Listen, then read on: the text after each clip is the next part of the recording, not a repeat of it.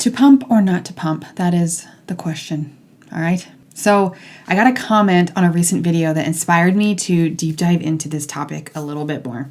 It was on a video that was talking about the most common mistakes moms make in the first 2 weeks of breastfeeding, specifically working moms. It's kind of who we talk about usually. But the comment said, honestly, not starting pumping right away was a big regret of mine.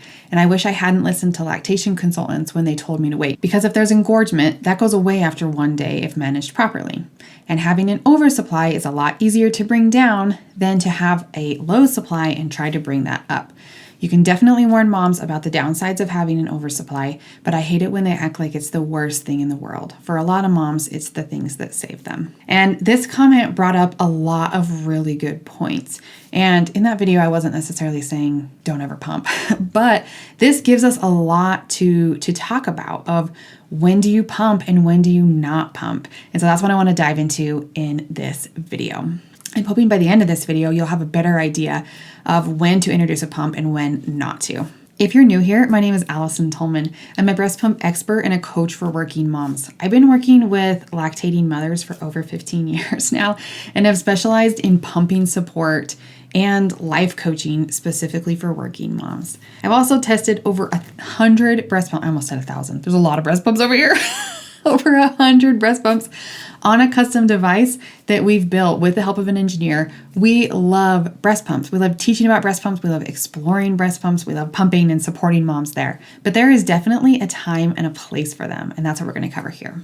So if you're looking for more support in using a breast pump or would like to work with me directly, if you're a pumping working mom, career-driven woman who wants to have her cake and eat it too, there will be some information down below for you. This is actually the only way that I'm working with clients at the moment is inside of our Pumping for Working Moms coaching program. So if you're looking for the most efficient way to manage pumping in a peaceful and purposeful way as you return to work, apply to work with me down below.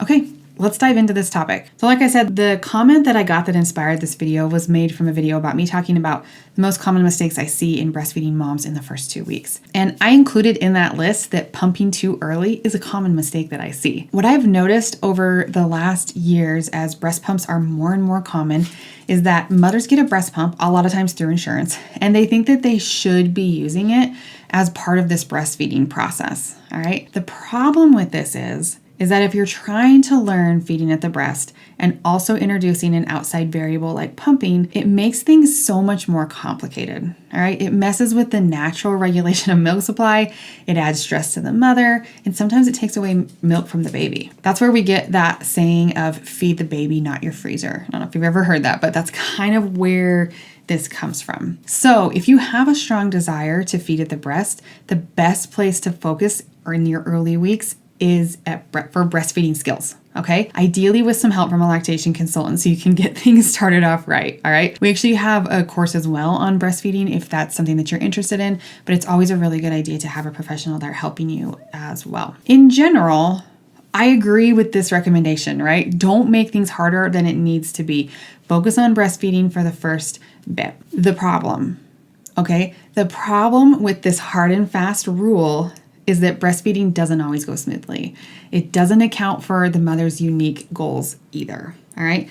So the person in the original comment mentioned wanting an oversupply, and we are seeing this more and more often. There are some definite advantages of having extra milk, and with such a focus in social media and marketing from companies and things on low supply, we've kind of created this desire for an oversupply, all right? It definitely comes with disadvantages though, and if your goal is to exclusively feed at the breast, an oversupply is actually a huge pain in the butt, both for you and your baby. And that's why we see so many lactation consultants recommending that you stay away from the pump for the first 4 to 6 weeks to allow for your body and your baby to regulate supply before adding an artificial device in, okay? And you have to remember, lactation consultants are trained in feeding at the breast, okay? So this is their primary goal and primary intention. So this recommendation makes sense, right? Because we're trying to get baby at the breast, all right? That's not always the goal of the mother, and I think that's where this advice falls a little bit short, okay?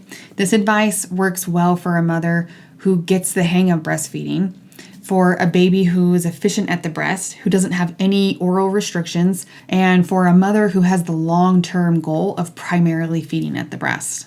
okay? If you have different goals or are presented with different barriers in those first few weeks, this advice probably doesn't align for you, and that makes sense, okay? Some common reasons for early pump introduction that are good reasons. There's more than this, but here's with a few that I could kind of come up with. Number one, mother-baby separation after birth, okay? You need to remove milk often and frequently, especially in the first few days. We talked even more about that in that video over there. So if your baby's in the NICU or if you're separated from your baby for any reason, you are going to need to pump earlier. And you should, right? Don't be afraid of that. If your baby was born premature, sometimes babies are little, okay, they're little and they have a hard time feeding at the breast. Even if they're not in the NICU, you still might be using a breast pump to protect your supply until you can get those breastfeeding skills with your baby going a little bit stronger, okay? Don't be afraid of introducing a pump to protect your supply. That's like one of the best uses for a breast pump. A breast pump is a tool and we use it for certain scenarios. That's a great one. You may also use it if your infant has poor feeding skills, okay? And this one is complex. Let me just tell you. Sometimes there's an obvious problem like a lip or tongue tie, okay? Sometimes there's an underlying medical condition that can make feeding at the breast challenging. Sometimes the baby has jaundice and they just need higher fluids, so we use a breast pump to get more milk out, to get more fluids into the baby, to bring the milk in sooner, okay? Again, that should be managed by someone who knows what they're doing because you can cause oversupply and problems that way too, right? But sometimes the baby is just taking a while to figure out latching, okay? And that can be really hard because introducing an outside variable like a breast pump can make things harder, but we also have to protect the milk supply, especially if the baby is not doing a good job removing milk, okay? So it's kind of a fine balance there in only adding in what we need to. But if you're not getting it, if the baby is like struggling and you're weeks and weeks of doing this and your milk supply is now in the toilet because we haven't protected it because we've been so focused on don't touch a breast pump, only try these feeding skills, then that's a problem too, right? So nipple damage might be another one. If your baby is really struggling, you have nipple damage and you're like, I cannot latch this baby, I'm gonna freak out and I hate everything, maybe a pump is a good reprieve to protect your milk supply and to continue feeding breast milk while we're healing nipples and working on the latch. You know what I mean? Like a breast pump is a tool and should be used when that tool is needed, right? Reason that you might introduce a pump early is if the mother plans to exclusively pump. We're seeing that more and more often. And obviously, if that's your goal, like you're going to be pumping right away. I don't usually get much flack for that one. Like moms get that one. And last on my list here is if you have a natural oversupply, okay? This is different from engorgement. So make sure we understand, like just because you're gorged doesn't mean you have an oversupply. Kind of when your milk transitions and comes in a higher quantity, you can have those feelings of engorgement. And I think a natural tendency is to like pump out, like there's milk here, we got to pump it out. But a lot of times it's not only milk, a lot of times it's swelling as well. So even using a breast pump may not relieve much of that, of what you're feeling. Anyway, engorgement, I might have another video on that one. I'll put it in the comments if we do. I interviewed a mom once on our podcast who had a pituitary issue and had tons of milk, like 100 ounces a day, crazy. She had to use a breast pump early and often because her baby couldn't even nurse. She had too much milk, right? So I think we've almost become scared of the pump in the first few weeks, okay? And I get it. There's definitely a fine line between appropriate and inappropriate use. And it's really variable on the situation and the mother's goals, okay? Which can make it tricky if you're trying to troubleshoot this with yourself. Or even if you're working with a professional, they're kind of, I don't know, like, I know I'm an IBCLC, but I don't really work as an IBCLC. I work as a coach and a breast pump expert, right? So the focus for IBCLCs typically is like baby at the breast, right? So you can see how not introducing a breast pump makes sense in that light, right? I know it's kind of hard to give individualized advice in a YouTube video, and that's why I created a coaching program to work with you individually. But let's run through 4 scenarios to see if any of these resonate with you, to better help you find a timing that works well for you, all right? We don't want to be afraid of the breast pump, but we don't want to add it in sooner than we need to and cause problems that way, okay? And then just as a note, if you're tired of DIYing everything and you want a more personalized, focused approach, just a reminder, there is a link in the description to apply to work with me and my team. We don't accept everyone, but we'd love to talk with you and see if you're a good fit for what we offer and what we do. Okay, first scenario was a client named Alina. She started breastfeeding from the beginning and introduced a pump 4 weeks before she returned to work. So I think she was about like 8 weeks postpartum. She had a 12-week maternity leave and waited until the last second to do that because she did not want to be pumping. She wanted to breastfeed. Okay. She worked with a local lactation consultant to get breastfeeding help, and then kind of came to us to master pumping and work through that transition back to work for her, and then for her whole year of pumping, right? She actually joined us right after having her little one, and then she would check in occasionally in the beginning to make sure introducing a pump wasn't necessary for her milk supply, right? Because you have this question, like if something changes or if your baby starts doing something funny, you're like, should I be pumping? So that's what she would kind of do. And our answer was, in her case, was always like, nope, you're good. Just keep breastfeeding since that's what you want anyway. I remember she did struggle a bit with breastfeeding in the beginning, but her baby was healthy and getting it slowly. It took a few weeks, but she got there, and she knew that adding in the pump for her would stress her out. She really enjoyed her maternity leave, doing it this way and not having to worry about pumping until closer to starting to work. All right. For a stay-at-home mom exclusively breastfeeding, if you tackled it this way, you actually may never need to introduce a pump with this approach. All right. And I think that's kind of the goal of this idea of not pumping for 4 to 6 weeks, is like, you might actually never have to do that. And we can just let the normal biological process flow. Okay. So that's kind of like scenario one. And then it worked really well for Alina. Scenario number 2 was Heather. She breastfed from the beginning, and she also had 1 pump a day. Her goal was to build intentionally a really small oversupply. All right. She actually joined our program in late pregnancy. She'd had a bad experience last time with her previous baby. So she was very anxious to get started, and she wanted that tiny oversupply for her peace of mind. All right. And she knew, as a busy physician, she wanted a healthy freezer stash and was willing to have 1 pump a day long term due to her oversupply. Okay. And this is the key for her, is if you have an intentional oversupply, you are committing to always dealing with this. So that's a really important note. She was going to be pumping at work anyway, though, and pumping once a day on her maternity leave was fine for her. It fit into her life and her plan, and she honestly needed it for peace in her life and in her mind. And that's the goal in this process, right? Peace and control. That's what we're shooting for. So that worked really well for her. Sophie was another client. She did a really nice combination of the two from the very beginning. All right. She was very intentional, and we worked closely with her to set a good schedule between breastfeeding and pumping and find a sustainable and adjustable flow.